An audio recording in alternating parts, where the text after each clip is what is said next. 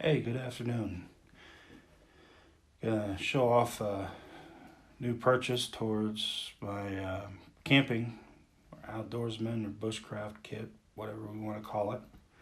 And this is going to be my multi-tool choice. Um, this is the Victorinox RangerGrip 79.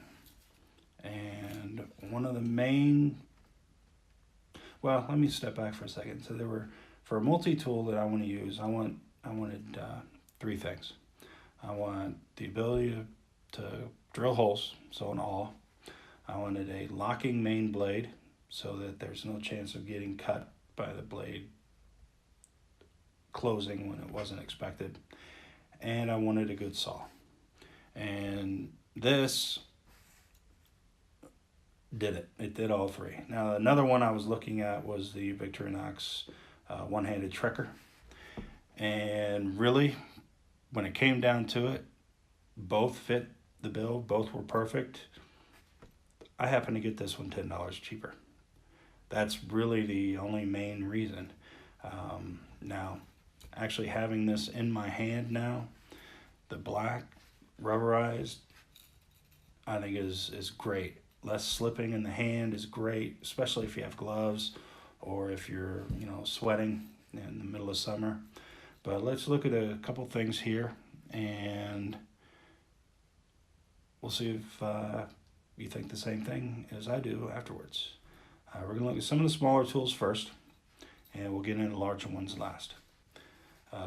As with any Victorinox, well, almost any, you get your toothpick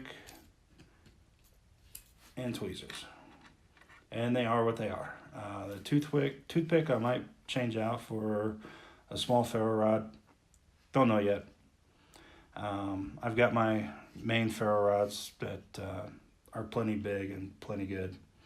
But can you have enough? I don't know. So those are the two standard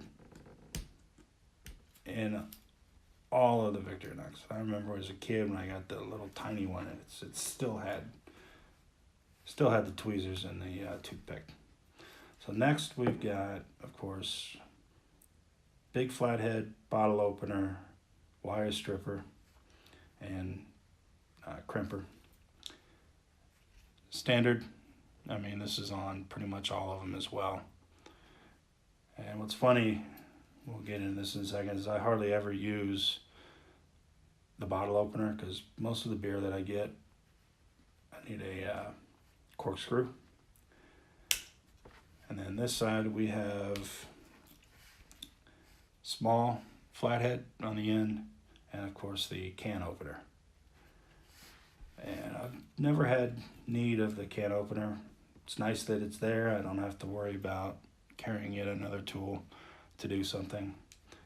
And that's those two. On the bottom, of course, the corkscrew. And some people don't care. It is what it is. And, if you don't need it, cool. You don't have to use it. I saw another version of this, of the RangerGrip, that had a Phillips head here instead. However, the main blade was serrated, which I did not want. Not a huge fan of the serrated blades. I've got a knife that I carry all the time with me that it's half straight edge, half serrated, and I just find the serrations just get in my way most of the time. And then here is the first tool that was one of my requirements, and that's the awl.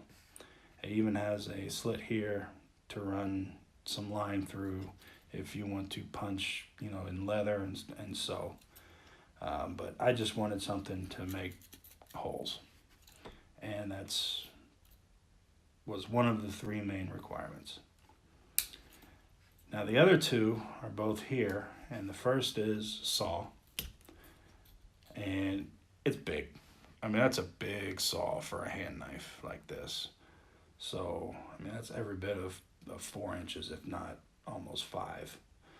Very aggressive teeth, and while I haven't done it with mine, I have seen it done. You can strike a ferro rod, but you need to be careful because, as you can see, this one, the saw is not locking. It will not lock open.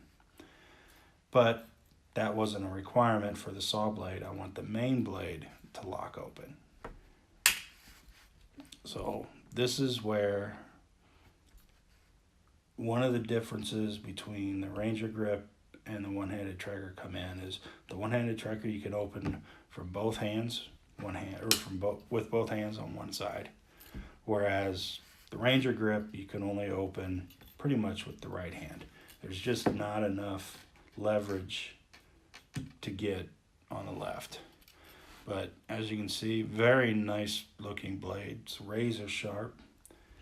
You know, you can sit here all day and just scrape my nail down to nothing.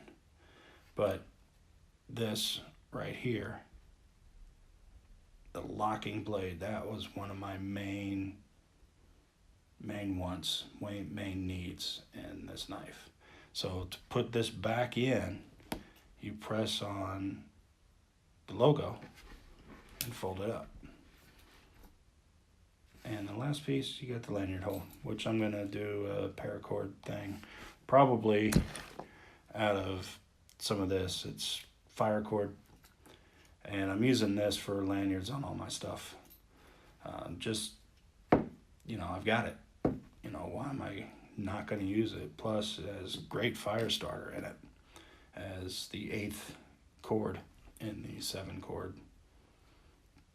paracord. It looks like this. It's red. It's like a waxed jute, and you just cut a little off, fluff it up, and it burns for a good minute or two. Just about, you know, not even in maybe inch and a half or so. Burn for almost a minute or so. Works really well. It's good to have. You can't ever have enough fire.